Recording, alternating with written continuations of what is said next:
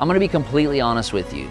A wholesaler is just a salesperson. You bang the phones all day, you find a seller, and you take a piece of paper and you sell it to an investor. I was able to force so much equity in the property, I was able to get 30% more on rent than every other property in this neighborhood. I want equity, I want cash flow, and most importantly, there's also tax advantages. So I get appreciation and depreciation. You're buying low and you're selling high. You're not an investor, you sell paper. It's trash. Okay guys, so there's a lot of confusion out there. Everyone wants to know, do I wholesale, do I flip, or do I buy and hold? And to me, the answer is very simple. I would always buy and hold no matter what the situation is, unless I'm in a really bad property that I got into and realized that it was not what I thought. But that's a very beginner mistake in real estate. So this property right behind me, it's incredible. It's a duplex here in Mobile, Alabama. So I'm gonna run through all three scenarios on this video to see what you think the best situation would be, either to wholesale, flip, or buy and hold. So the first scenario I wanna go over is wholesaling. Everyone thinks for some reason that wholesaling is a real estate investor or something like that. I've heard multiple people say, yeah, I'm a real estate investor. Well, what do? I'm a wholesaler. I'm gonna be completely honest with you. A wholesaler is just a salesperson. You bang the phones all day, you find a seller, and you take a piece of paper and you sell it to an investor. Okay, you take and you sell a contract for more than what you bought the contract for. You're buying low and you're selling high. You're not an investor, you sell paper. It's trash. Here's what you need to understand about wholesaling. What you're doing is you're selling a piece of paper. You're selling a contract. Think about it. You're putting a property under contract and you're selling that contract to another investor, homeowner, whatever. Or you're just selling it to somebody else. So you're just flipping paper. You're flipping contracts. There is no asset you can pull equity out of. It's just a piece of paper. Same thing with flipping, by the way. You own the asset for a little bit. You're probably paying hard money to a loan shark. You're probably paying interest-only payments, and you get to have the property for 3 to 6 months while you're flipping, and then you exit the property and you have to quickly find another asset to drop your profits in, or you're gonna pay capital gains tax.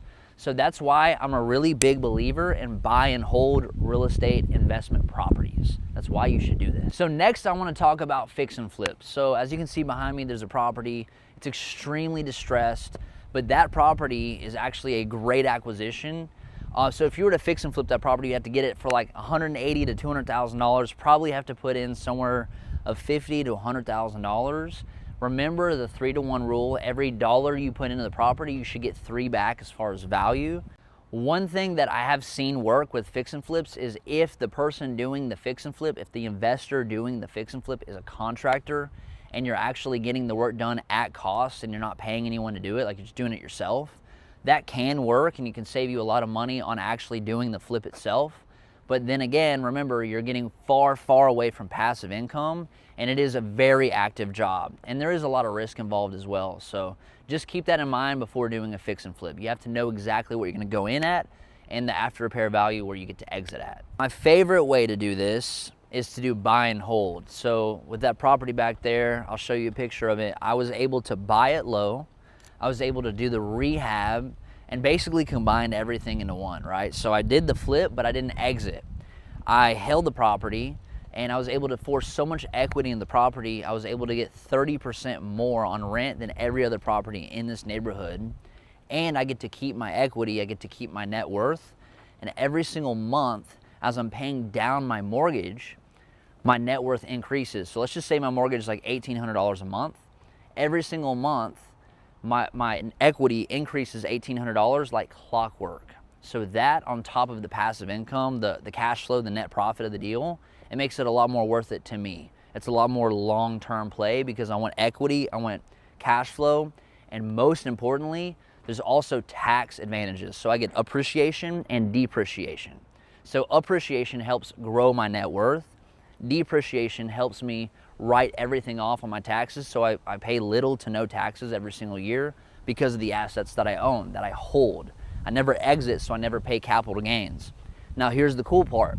If I ever want money, like if I ever want to pull equity out of the property, I'll just put a second mortgage on it, or I'll just refinance the property, and that's a tax-free, it's an untaxable situation. Okay, so that's really important to understand.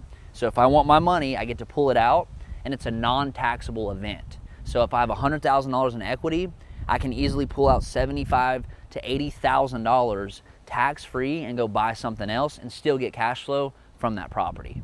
So it's like flipping without having to get rid of the property and keep it for tax advantages and appreciation. So there's a big play here, guys. So what it is you have to build a portfolio of these properties, these duplexes, these single families, these fours, threes, fours, and fives, or whatever.